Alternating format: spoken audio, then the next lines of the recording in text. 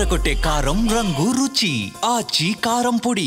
ఒక హత్య జరిగితే టీడీపీ కార్యకర్త హరిశ్చంద్ర ప్రసాద్ చౌదరి లక్ష్మీనాయుడు అనేటటువంటి ఒక కాపు యువకుడిని హత్య చేస్తే ఇది బయట ప్రపంచానికి ఇంత పెద్ద దారుణం జరిగిందని తెలియడానికి దాదాపు 10 నుంచి 15 రోజుల సమయం పట్టింది.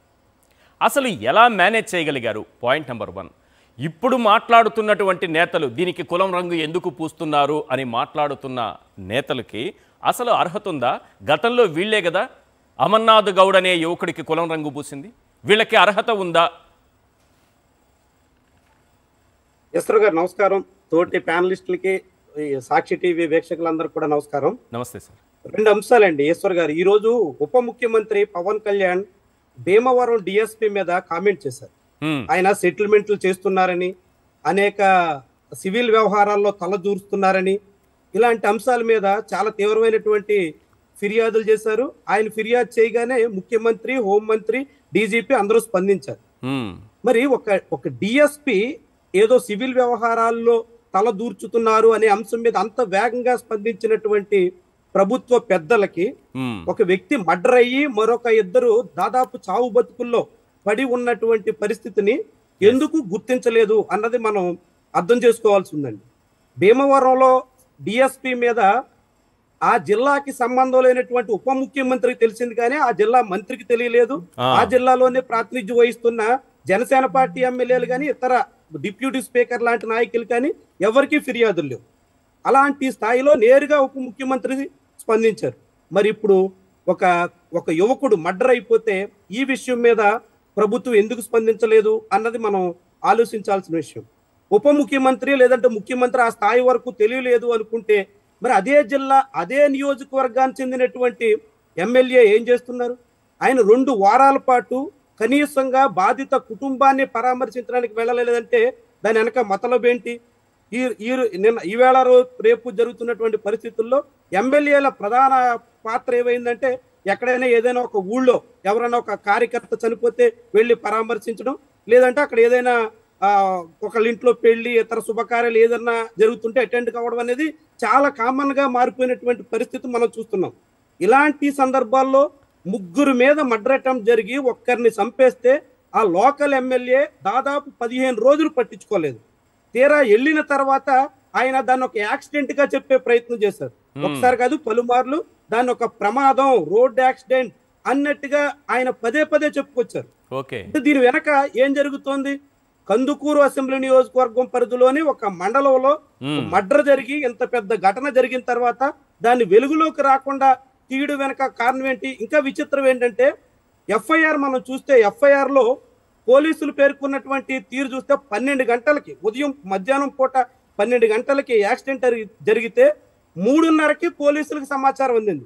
అంటే 3:30 గంటల పాటు ఆ గుడ్లూరు పోలీస్ స్టేషన్ ఘటన జరిగిన ప్రాంతానికి సుమారు 8 కిలోమీటర్ల దూరంలో ఇంత పెద్ద ఇన్సిడెంట్, ఒక యాక్సిడెంట్ కాకుండా మర్డర్ అటెంప్ట్ 3 మీద జరిగితే దాన్ని పోలీసులకు చేరడానికి 8 కిలోమీటర్ల దూరంలో 3:30 గంటలు పట్టిందంటే అది ఎఫ్ఐఆర్ లో పేర్కొన్నటువంటి అంశం. మనం ఏమి దీన్ని క్రియేట్ చేయట్లేదు. ఎఫ్ఐఆర్ లో అట్లా పేర్కొన్నారంటే అసలు ఎలా ఉంది? అసలు ఆంధ్రప్రదేశ్ లో లా అండ్ ఆర్డర్ ఏ రీతిని సాగుతున్నాయి పరిస్థితులు, ఎలా ఉంది అసలు వ్యవహారం?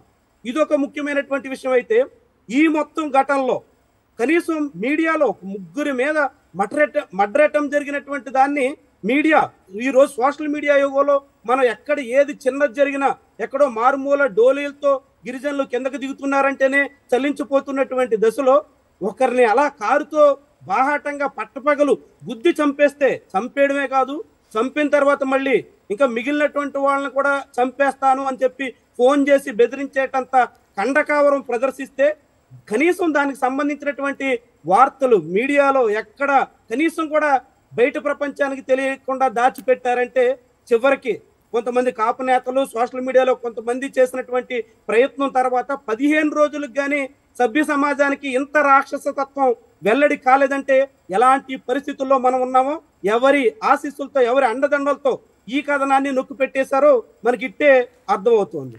ఇంత ధైర్యం ఎక్కడి నుంచి వస్తుంది సార్? ఇంత ధైర్యం ఒక 3 వ్యక్తులని కారుతో గుద్ది చంపాలి అనేంత ధైర్యం, నాకు ఏమీ కాదులే అనేంత ధైర్యం వీళ్ళకి ఎక్కడి నుంచి వస్తుంది? ఖచ్చితంగానండి. అధికారం మనం ఆ వెహికల్ మీద ఉన్నటువంటి ఆ పేరు, అక్కడ ఉన్నటువంటి లోకల్లో ఉన్నటువంటి అధికారం, రాష్ట్ర స్థాయిలో ఉన్నటువంటి అధికారం, ఇవన్నీ చాలా క్లియర్ గా చాటుతున్నాయండి.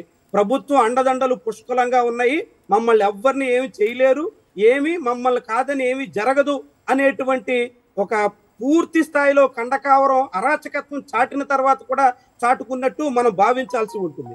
అయితే దీన్ని ఇంత జరిగిన తర్వాత కూడా ఈ వ్యవహారం మీద కులం ప్రస్తావన ఏంటి, కులం ఎక్కడుంది, అసలు కులం దీనికి సంబంధం ఏముంది, వ్యక్తిగత వివాదాన్ని కులంగా మారుస్తున్నారేంటి అనే రీతిలో కొందరు చిత్రీకరించడానికి చేస్తున్నటువంటి ప్రయత్నం చాలా చాలా విడ్డూరంగా ఉందండి. ఇంత జరిగిన తర్వాత ఇన్సిడెంట్ బయటకు రాలేదంటే ఎవరు అండదండలు ఉన్నట్టు, ఆ కులం అనే ఆ ముద్ర లేకపోతే ఎవరు కాపాడినట్టు, ఎందుకని ఇంత రాక్షస చర్యని అణచివేయాలని, మరుగును పడేయాలని ప్రయత్నం చేసినట్టు చాలా సునాయాసంగా మన అందరికీ ఇట్టే అర్థమవుతుంది. అదే సమయంలో అమర్నాథ్ గౌడ్ ఉదంతాన్ని కూడా మనం ఇక్కడ పోల్చి చూడాలి. అమర్నాథ్ గౌడ్ విషయాన్ని ఈ రోజు ఏపీ మొత్తం ఎందుకు చర్చించుకుంటోంది? మీరు చాలా ఇంపార్టెంట్ విషయం అండి. అమర్నాథ్ గౌడ్ చాలా అతన్ని మర్డర్ చేసినటువంటి వ్యక్తి చాలా నిరుపేద వెంకటేశ్వర రెడ్డి, 10th క్లాస్ కూడా ఫెయిల్ అయ్యి బేల్దారి పనులకు పోతున్నటువంటి నిరుపేద. అలాంటి ఒక బేల్దారి వర్కరు ఆ అక్కని ప్రేమిస్తున్నాడు అనేటువంటి కారణంతో అతను నిలదీయడంతో అమర్నాథ్ గౌడ్ని ఒకరోజు పొద్దున్నే ఉదయం 5:30 ప్రాంతంలో ట్యూషన్కి వెళ్తుంటే దారి కాసి మర్డర్ చేసే ప్రయత్నం చేశాడు.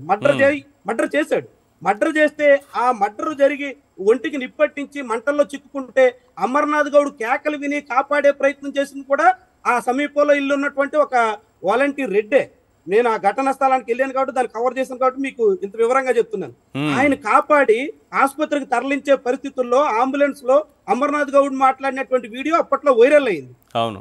దాన్ని ఆధారంగా చేసుకుని దానికి కులవరంగద్ది చాలా పెద్ద వివాదం చేశారు. అప్పుడు ఎటువంటి కుల సంబంధం లేనటువంటి విషయంలో, ప్రేమ విషయంలో వచ్చినటువంటి విభేదాలతో మర్డర్ జరిగితే కులం కులం కులం అని చెప్పి అరచి గీ పెట్టినటువంటి వాళ్ళు ఇప్పుడు ఇంత బాహాటంగా మర్డర్ చేయడం ఒకటైతే, మర్డర్ జరిగిన తర్వాత ముగ్గురిని మర్డర్ చేసే ప్రయత్నం చేసి అసలు అది ఎవరికి తెలియకూడదు, ఎక్కడ బయటికి రాకూడదు, ఎవరికి అంశమే బయటికే వెల్లడి కాకూడదు అనేటువంటి రీతిలో 15 రోజుల పాటు సాగించారంటే ఎంతగా ఆ కుల ప్రభావం ఉందో, ఎంతగా కుల దురహంకారం చాటుతున్నారో మనకి ఇట్టే అర్థమవుతుంది ఈశ్వర్ గారు.